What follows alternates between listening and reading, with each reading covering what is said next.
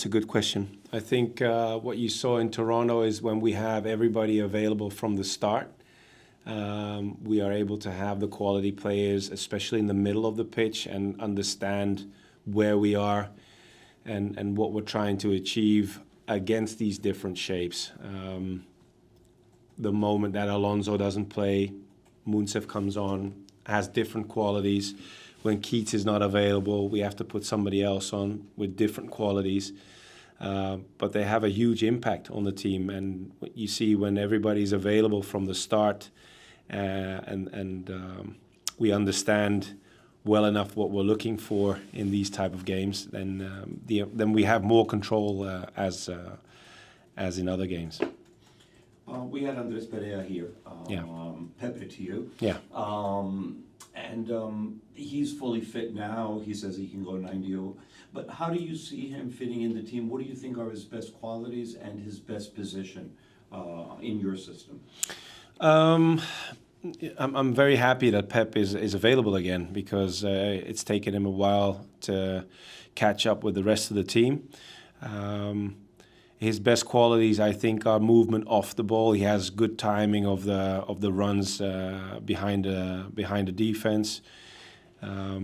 He can arrive in the box as well and get those goals from starting from the second line, if you will, and staying attached to the attackers even more. So in a more offensive role, having the connection with the number 9 in particular. He can handle himself in tight areas as well as a midfield player, but his movement off the ball is one of his strong qualities, if you ask me. Thank you. Yeah. We'll go to the Zoom. Michael? Hi, Coach. Michael Allen from Pro Soccer and Blue City Radio. Hi, Michael. Sunday starts the beginning of a brutal month of May with 8 games in the month. I'm just wondering if you're giving any thought to how much you anticipate rotating the starting squad, especially when it looks to a game like Pittsburgh on midweek, after this Sunday's game. Yeah, I expected that question, especially with these games coming up in a tough month ahead. But let me make very clear, we're looking forward to this month, because this is what you live for as a player, playing as many games as you can. So that's one. Rotating players within the squad is something that is always in the back of my mind, but we take it a game at a time. So first it's Cincinnati. Once Cincinnati is finished, then we'll think about the next one.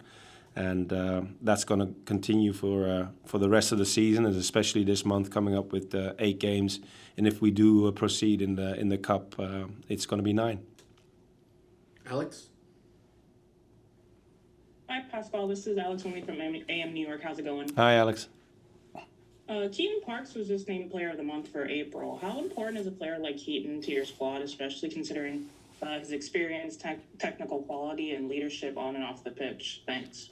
Yeah, as I mentioned to Roberto just now, he's a very important player for us, a very important piece. You see when he's on the pitch, our midfield is in a better place. We have a better shape, we have better control. Keats is developing himself into that player that really recognizes the moments where he needs to be in possession, a little lower sometimes than in previous seasons. We're still working on his movement forward and arriving in the box, which is one of his qualities as well. So he's a very important piece for us because he brings a lot of stability in our team. Andrew? Hi, I'm Andrew Lee with Hudson River Blue. Hi, Andrew. Another midfielder-related question. You recently signed Aiden O'Neill. I wanted to ask what sort of his attributes and his background made him the right fit and the sort of player that you really wanted to add to your midfield. Yeah, well, you see the guys that are available for our midfield are a few. We have Keats, we have Johnny Perea, we have Maxi, we have Justin also being one of the flexible players that can play in midfield. But knowing the fact that we have so many games in a season, we have to be able to keep the quality and the standards really high, and that is something that Aiden is going to give us. He has a very high standard, European skilled as well, and he has, I would say, attributes from every phase in play. So he can connect from build-up phases, he can play box to box, what he's working on and what we're going to continue working on when he arrives here is to have a higher outcome in the final third, so the assist and also making goals. That is something that he's really looking forward to. And as I said, he has very high standards, and that shows also in his game out of possession, because his work rate and energy level is from a very high standard. So I'm very happy that he's joining our dressing room. Can I just ask, do you have any idea about the timeline for him actually arriving? Because you mentioned when he arrives. I just was wondering, I know it's a visa thing, but like, do you have sort of an expectation of inside the team, like when he might be able to join up? Well, if I had something to say about that, I hope tomorrow. We'll go with Chris. Hey, Coach, Chris Campbell from the outfield.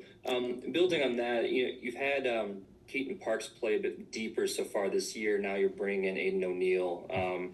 How do you see that impacting Keaton's positional play as well as the rest of the midfield in terms of where they're playing on the pitch and minutes going forward? Thanks. Yeah, well, what we're looking for is to have a midfield play as fluid as possible, recognizing the areas where you need to be, creating difficult situations and decision making for the opponent. As I mentioned just now, Aiden is a very energetic player. He moves a lot. Has the quality to play box to box, but also can control, making sure that he links up with build-up phases. So this gives us another opportunity to have a strong middle part of the pitch, and also making sure that we sustain high quality in midfield whenever one of the other quality players is not available. Oliver? Hi, thank you. This is Oliver Strand with Hudson River Blue. Hi, Oliver. Hi, I've got a question about your use of substitutes. In the two most recent games, you used 5. Over the course of the 10 games this season, you're averaging 4 subs a game. And I'm wondering, is this a reflection of your approach in that, you believe in taking full advantage of the substitutions available to you? Or is this what this team needs right now? You're subbing off players because you want those fresh players on the pitch. Yeah, that's a really good question. It has to do with both the suggestions you make. We have very high standards in training, so I see a lot during the week, players that really challenge each other in order to get game time. But above all, I always take the game that we play in my approach and look at what the team needs at what moment in the game. So in our situation, we have a few guys that are able to play in very specific positions. And if you look at the games, sometimes the attack needs a different impulse to create a different impact. So I'm very, very happy that I have the availability of several profiles within the squad, so I can use them to the best of the team's advantage. Michael Andrew. Pascal, Mike Andrew from Blue City Radio. Thanks for the time. Hi, Mike. The wingers that you've chosen to start games or play games, they've struggled to put defenses under pressure to cause those turnovers, despite the fact that you're pressing a lot. What's your approach? How are you going to fix that situation?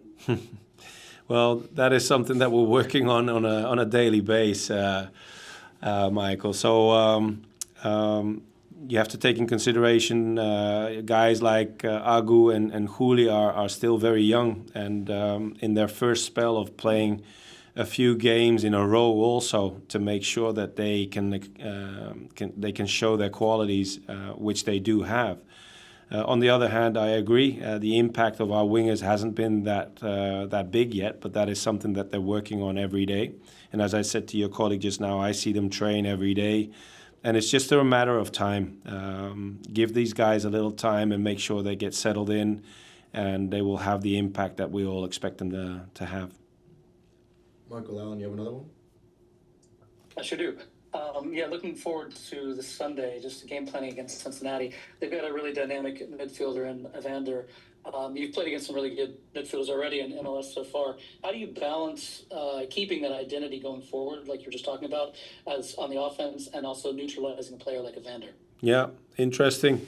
Making sure we emphasize our own quality and our own principles, especially when we're in possession, and creating a lot of discipline when we are out of possession. Of course, we've analyzed this team and we know they have good players, and he is one of them.